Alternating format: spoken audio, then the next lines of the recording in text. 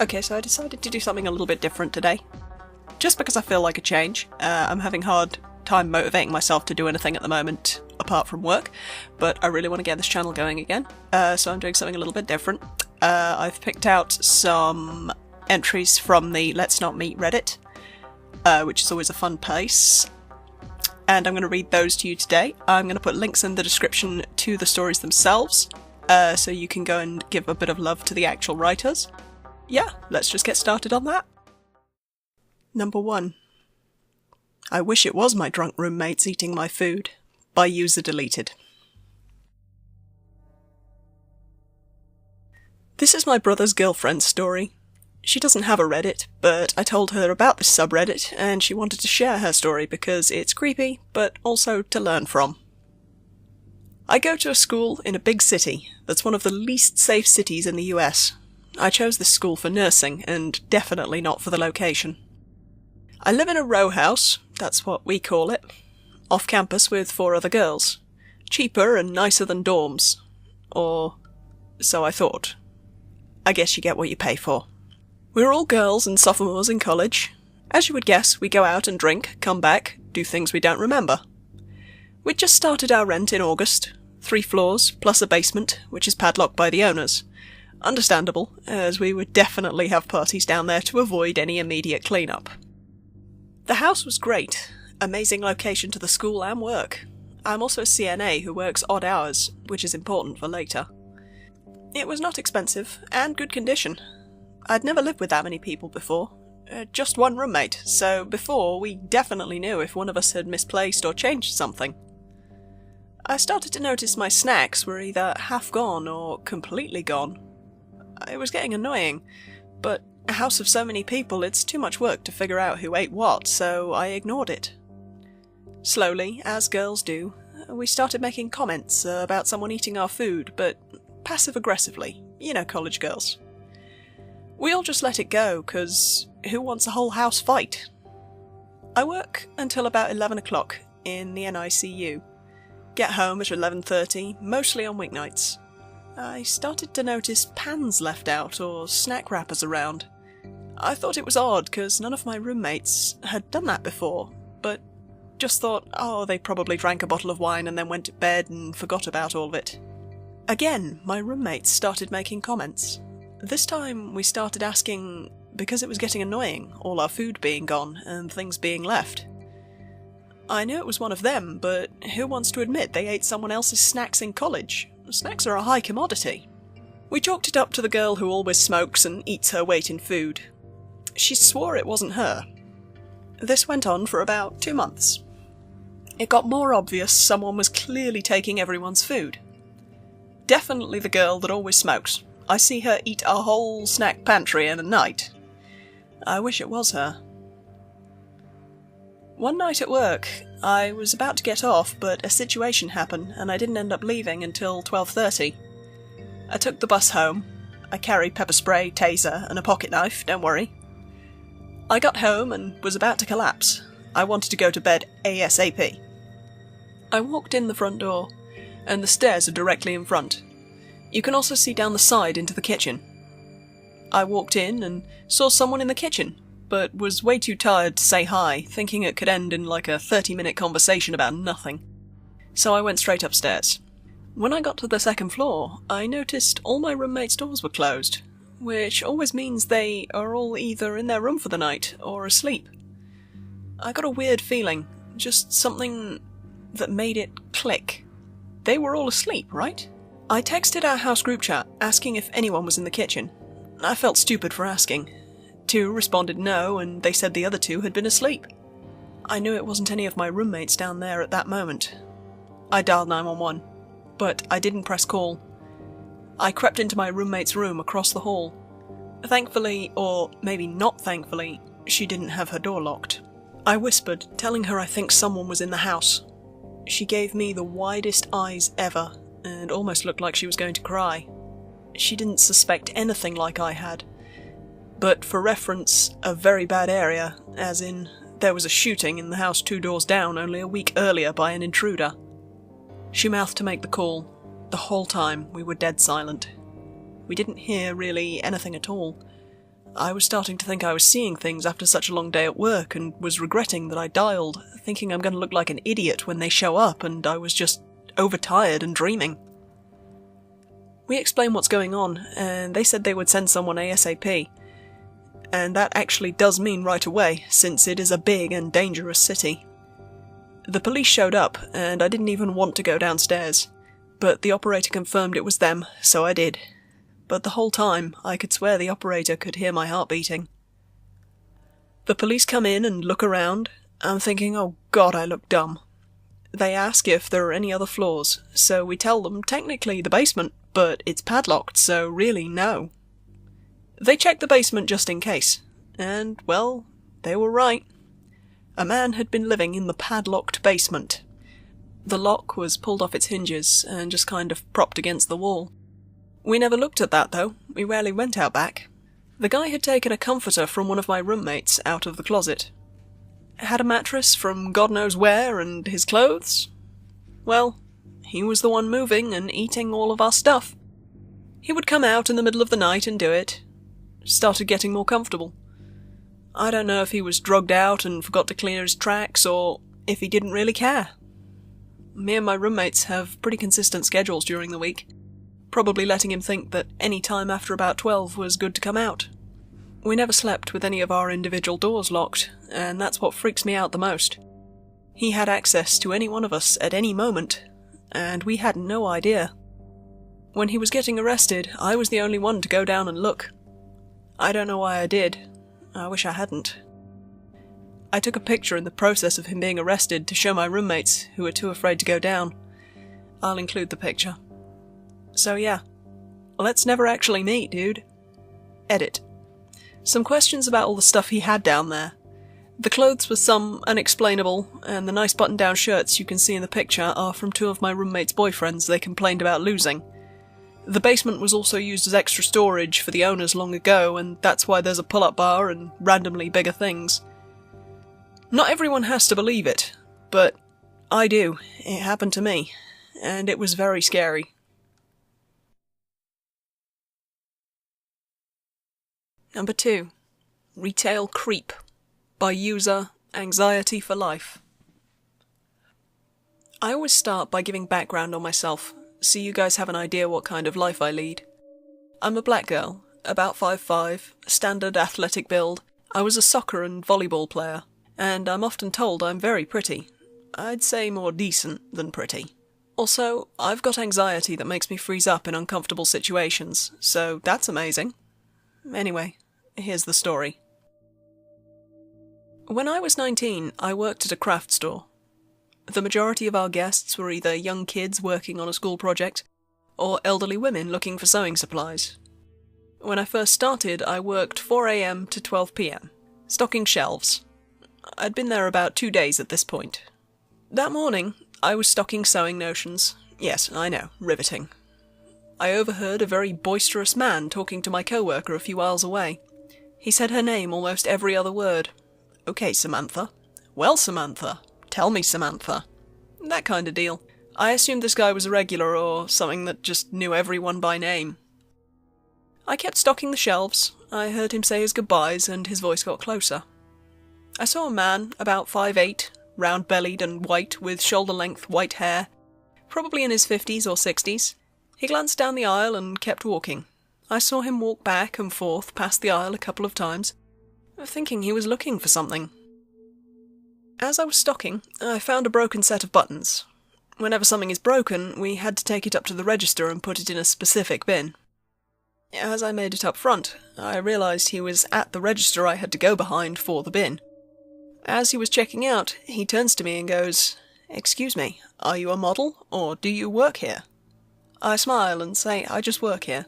The cashier at this time gave him the sassiest eye roll ever.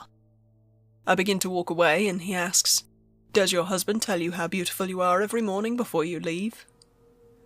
I kind of rolled my eyes because I'm quite clearly not married, seeing as I'm 19. Not only that, but because my shift was so early, I never wore makeup, so I looked even younger.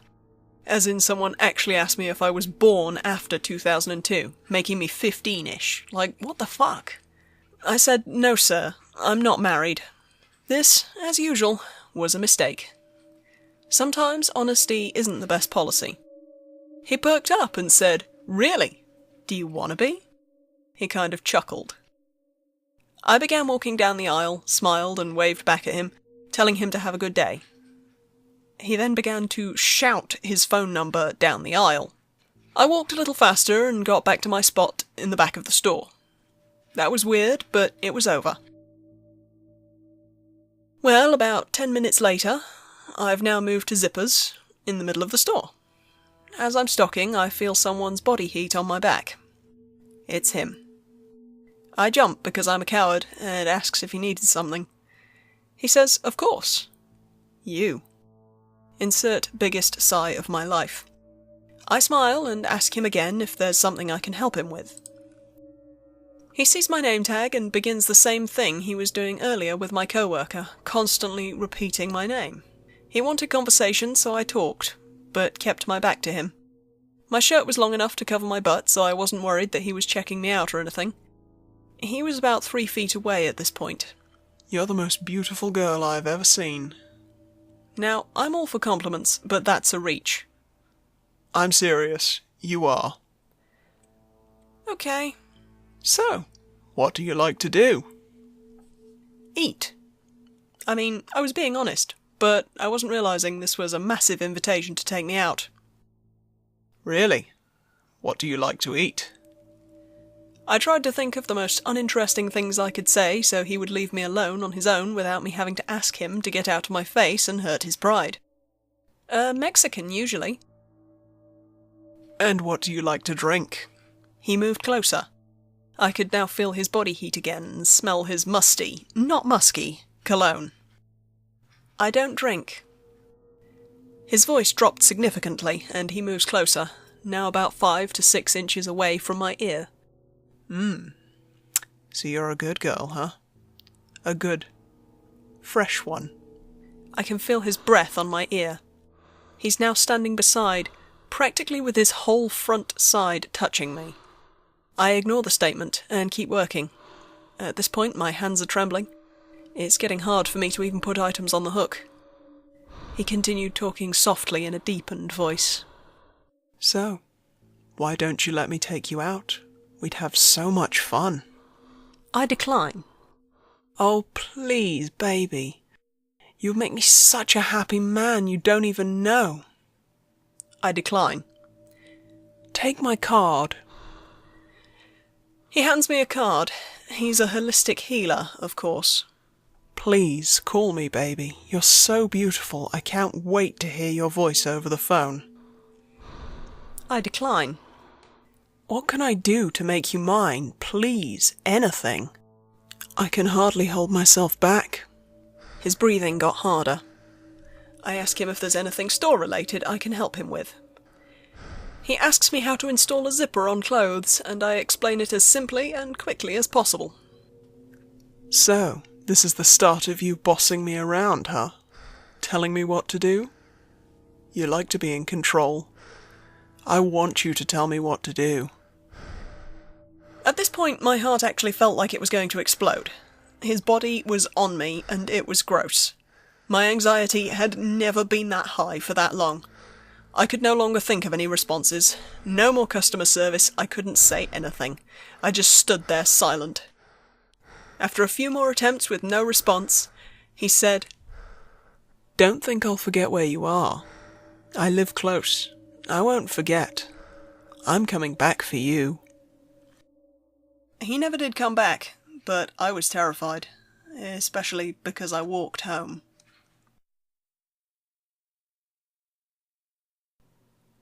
Number 3. Strange man gets really creepy when I won't loan him my phone at 3 in the morning. By user, actually a superhero.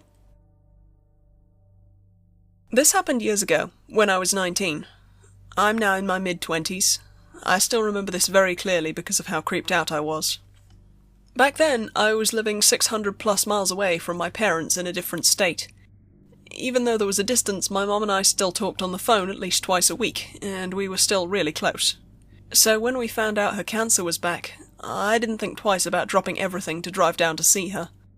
A plane ticket would be too expensive, and I had a 10-year-old Toyota that might have been a bit beat up, but still got me from A to B cheaply and quietly.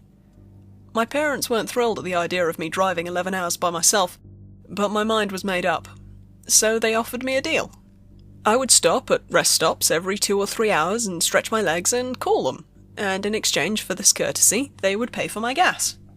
If I didn't call within the 3-hour window, though, they would assume I'd been in an accident and call me repeatedly, interrupting the audiobook or podcast they knew I would have on. I accepted this deal. And that's why I was at this particular rest stop at 2:45 a.m.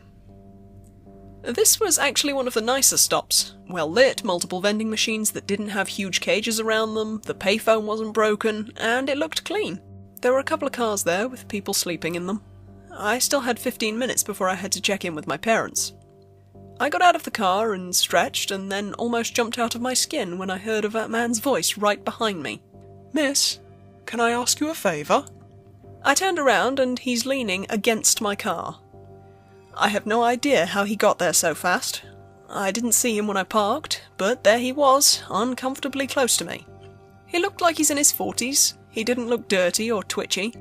He was too close, but his body language wasn't screaming threatening. And even though I was 19 years old, barely over 5 feet at that point in my life, and 110 pounds soaking wet, and even though I had already binged a lot of true crime drama and knew the dangers of a girl my age alone at night with an out-of-state license plate, my dumbass asks what he needs. He told me that he had accidentally locked his keys and his phone in his truck, and could he borrow my phone real quick to call his friend. It would just take a second, and it would really help him out. And I almost handed him my phone.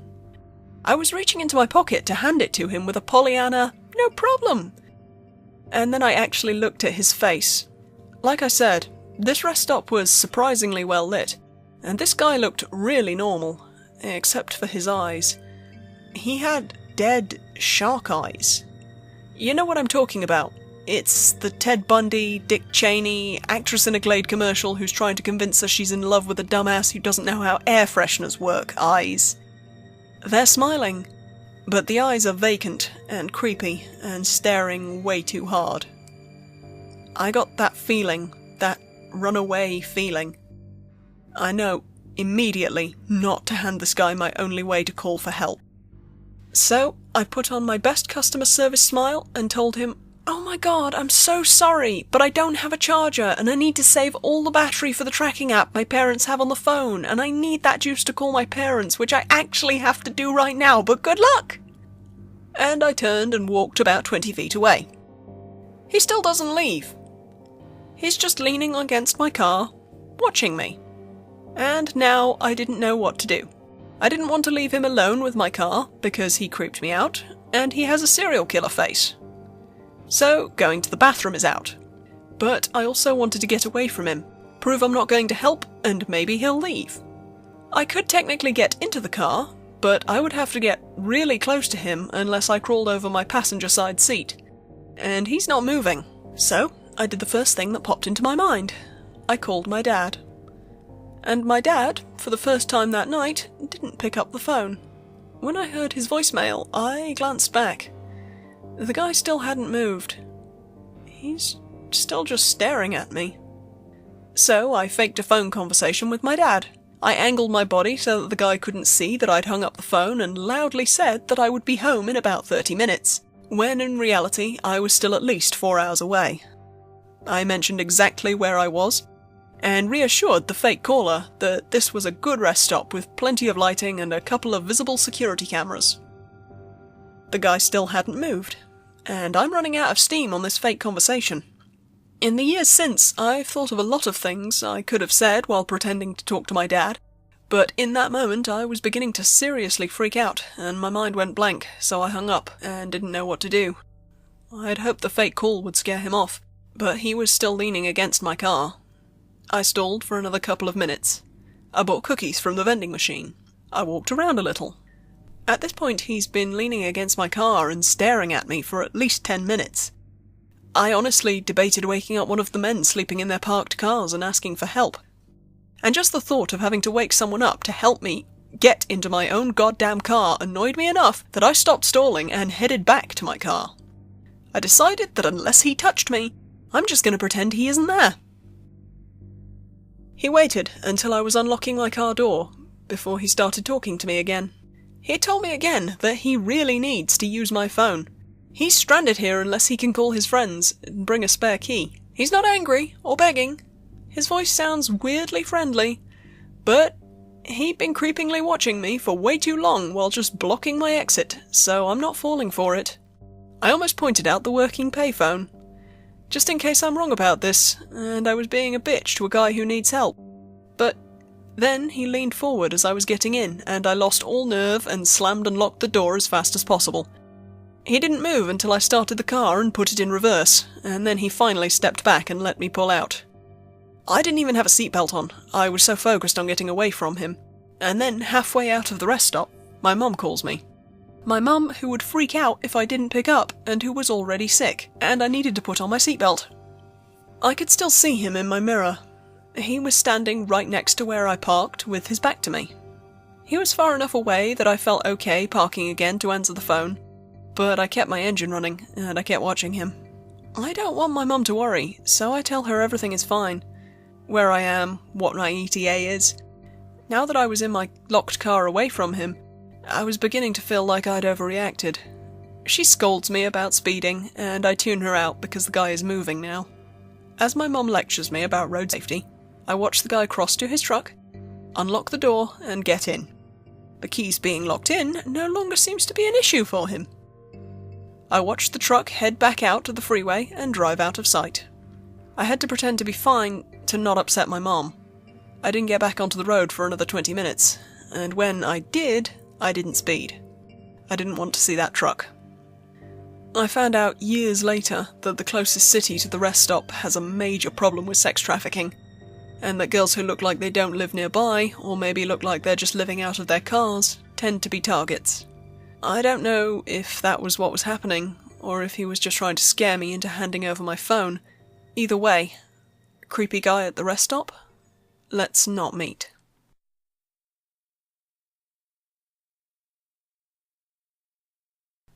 Number 4.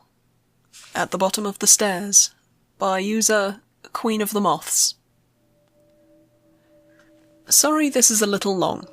Full disclosure, I'm a horror filmmaker and writer. Though I'd love to use this experience in something I create someday, it did actually happen to me. In a life full of weird encounters, I feel like this is the creepiest I've experienced. I was a single woman, living alone at the time. My apartment building was isolated, near the edge of town, where most of its neighbouring property was large, empty fields. I was about to go on a long trip, and I'd be up all night cleaning and packing. A little before 6 a.m, I decide to get some laundry done. It's critical to the story that you understand the structure of the building, so I apologise if this part's a little dull. Basically, all of the apartments open up directly outside, like a motel. So there are no hallways or anything. My apartment opened up into a fenced-in porch with stairs leading down to the street.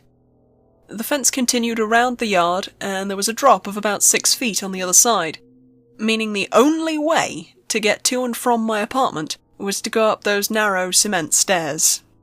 The stairs opened up into an alley, which you had to take in order to get to the building's laundry room. A single washer and dryer were available in a locked, tiny space behind the apartments. I didn't want to keep going up and down the steps, so I wrestled a huge bag of laundry and made my way to the alley. Even though it was technically the morning, it was still pitch black outside. There was a safety light attached to the building, but beyond that the patch was only lit by the moon and the stars. It was so quiet outside that I scared myself by accidentally kicking a rock. There wasn't another soul around. It took me maybe 2 minutes, max, to get the laundry into the washer, pour the soap, and deposit the coins. I locked the door behind me and headed back towards the alley again. When I turned the corner, I froze. At the end of the alleyway, right in front of the only opening to the stairs, there was a woman, standing with her back to me. Her body was stiff and unnatural, like a wind-up toy. Her feet were about a foot apart, and her arms were slightly lifted, straight out at her sides. Her head was up, but it was jutting forward, as if her neck was extra long. She didn't move or act like she had heard my footsteps. I immediately held my breath, going still myself. I waited for the woman to move. But she stayed like that, arms splayed, head crooked.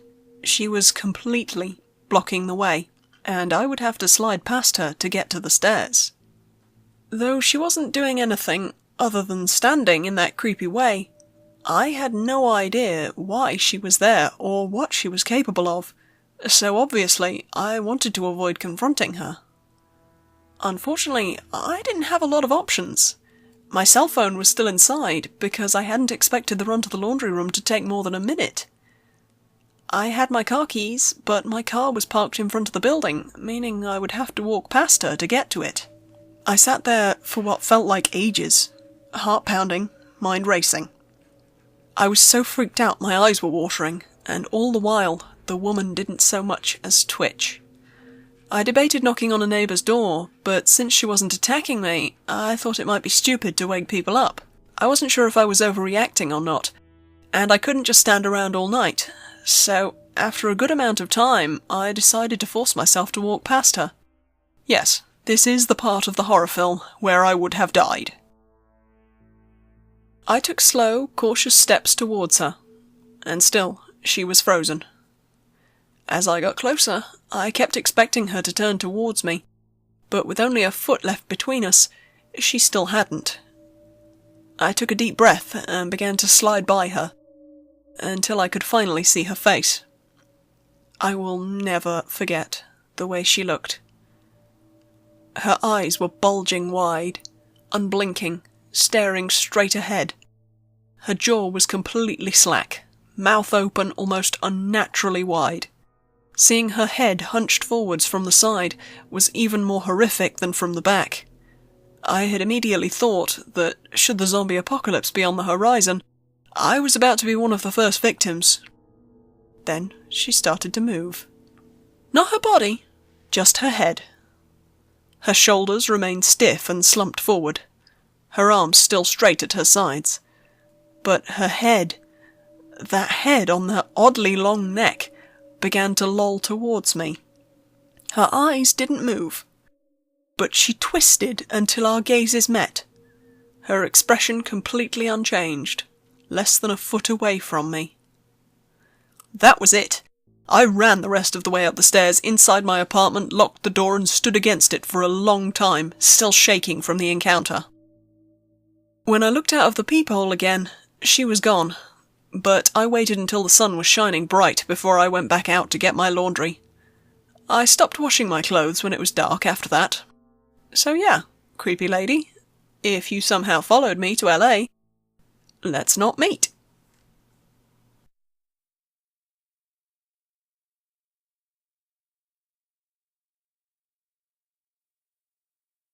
This story is a little different from the others, or at least it ends a little differently. But I really liked it, both as a creepy story and for a bit of a different ending, so I threw it in as an extra anyway. Number 5. The Man on My Patio, by user Pesvi678. Warning, long post, but I recommend you read it all. Okay, so this happened when I was around 9 years old. I'm 25 now. And it's something that I will never forget. It gives me goosebumps to this day. I live in a terraced house. That's 4 houses combined.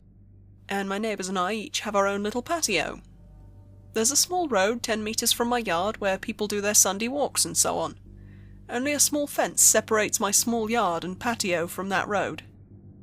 I live in a pretty crowded area, with several of these terraced houses spread around my neighbourhood. So seeing people walking on that road is pretty normal for me. Seeing random people standing on the patio is not. When I was 9, I usually got home from school about an hour before my mum got to work.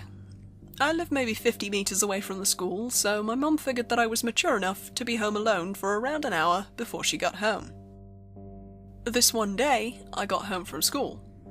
I did the usual thing, which was to make sure I locked the front door and double-check that the back door was locked leading onto the patio. I was 9. Being alone was a little scary, even though it was the middle of the day, and only for an hour. I would then rush upstairs to my room to play as much PlayStation as possible before my mom came home and made me do homework. While playing, I heard this noise coming from outside my window. My room was located one floor over the patio, with a view to the road that I told you about before. It was kind of like the sound of my cat. But my cat had been missing for over 3 months. Hope sparked, and I thought, oh my god, did he finally come back? I ran downstairs to check if it was my cat, but the sight that met me gives me goosebumps just writing about it. There was a guy standing on the patio. A tall guy with black hair covering half of his eyes, making him look like a male version of the Ring Woman or something like that. I could hear him making high-pitched sounds, almost like a cat meowing. A brown liquid was running down from his mouth, and I could see him spitting out my dad's stomped cigarettes. He was actually eating from the ashtray. I was frozen observing this. Eventually snapped out of it and screamed so loud that the man must have heard it. He didn't react. He kept on eating from the ashtray. I ran upstairs to my room, locked the door, and called my mum, who called the cops. I have never been more terrified in my life. Laying in my bed, under my sheets, shivering with fear, as I hear these creepy, high-pitched noises from the guy eating cigarettes from the ashtray on the patio. I kind of blacked out for a moment, because the next thing I remember is the police arriving on the road by my yard. I hear them talking to the guy, saying stuff like, "What are you doing? Get over here or we will come down there and arrest you," and so on. He didn't respond. But the high-pitched sounds were more frequent and louder. I decided to look through the window, feeling safe now that the cops were there. I could see 2 police officers standing by my fence, 1 man and a woman. I did not see that creepy man, however, because he was standing directly 1 story under me and my field of view. The police jumped the fence, and I remember hearing the creepy guy screaming louder than anything I've ever heard before. He charged the female police officer with full force, and he knocked her out cold. The male officer immediately tased the guy, leaving him shaking on the ground, screaming still. The policeman struggled to keep him on the ground while putting handcuffs on him, but eventually made it. After a while, he managed to wake up the female police officer, who seemed to be badly hurt. He called for backup and an ambulance, and then he saw me standing in the window above him. The expression on my face must have been something else, because he just looked at me and said, "I sure as hell hope you didn't see all that." I started to cry. By this time, neighbours started to arrive, wondering what the hell was going on. One of my neighbours, an elderly woman, made me come down, and she took care of me until my mum came back home. The police took the creepy guy with them in the car and left. Before they left, they promised to come back and talk to us about what happened. This is where the story takes an unexpected turn. The male police officer came back later that night and sat down with my mom and me to talk. He explained that the guy on the patio was actually diagnosed with severe autism. He had escaped a facility where mentally challenged people lived, located around 5 kilometers from where I live. He explained that the guy had actually been living in my house 5 years ago, but he had been forced to move when his mom, his only caretaker, had died. The poor guy probably thought he would find his mom in the house. He missed the routines, and he missed living there with his mom. The police had to move him from the house that time 5 years ago, because he was extremely strong. From what I heard, he had extreme tensions in the body from the autism, making his muscles grow stronger and stronger throughout the years. This was the reason he reacted the way he did when the police came today. Still frightened, I told the police officer that he needed to make sure this would never happen again, and he promised that it wouldn't. After a few sleepless nights, my life got back to normal. The years went by and the guy didn't come back. Until a year ago. At this time, my mom and dad had moved out. I bought the house from them, and I'm still living there today. I was enjoying my morning coffee on the patio when I see this random guy stopping on the road by my fence. He just stands there looking at me. I look at him and give him a nod, and then I hear the high-pitched noises. Holy shit, it's him. His hair had turned grey, but the high-pitched sounds made me realise. My heart started racing, and I instantly remembered the reason why he was back. I realised that he must have managed to escape again, Because I kept my cool a little bit longer than when I was 9, I started to realise how sorry I felt for the guy. 16 years later, and he was back to look for his mum. I decided to carefully ask him if he wanted to come down to the patio. He instantly jumped the fence. I started to think he would knock me out, like he did that police officer. But he didn't. He smiled. He looked at me and smiled. I offered him to sit down. He didn't respond. I offered him to come inside, and he started laughing. We went inside, and his face lit up with pure joy. He was home. It reminded him of the life he'd had with his mum. It almost made me tear up. All of a sudden, he sat down in my couch, turned on the TV, and switched directly to the cartoons. I observed him for a while. He was just completely focused on the cartoons. I just wanted him to enjoy the moment, so I didn't say anything to him. I realised I had to call the facility to let them know. The caretakers arrived 10 minutes later, and after a good lot of convincing, he got back up, crying, and they went back to the facility. I called the facility 2 days later, and we made a deal. His name is Tom, and I now consider Tom my friend. Every Sunday, from the day he returned, Tom and his caretakers visit me to watch cartoons. They say it's the highlight of his week. It makes my heart warm. Now, for several years, my thoughts were, let's not meet guy on the patio eating from the ashtray. And now, my thoughts are, let's meet every Sunday to watch cartoons, my friend Tom. So that was 5 true Let's Not Meet stories from the Reddit. Like I've said, I'm including links in the description so you can go and show the authors some love, which I encourage you to do. It's a great place. You might want to hang out there a little bit as it's full of the most interesting stories. I'm hoping to get some more creepypastas up this week as well, as I've been doing a lot of recording. But do let me know if you enjoyed this, because I'm quite happy to do some more real scary stories from this Reddit or any other source that people have to suggest to me. Do let me know if you enjoyed this video. I hope to speak to you soon.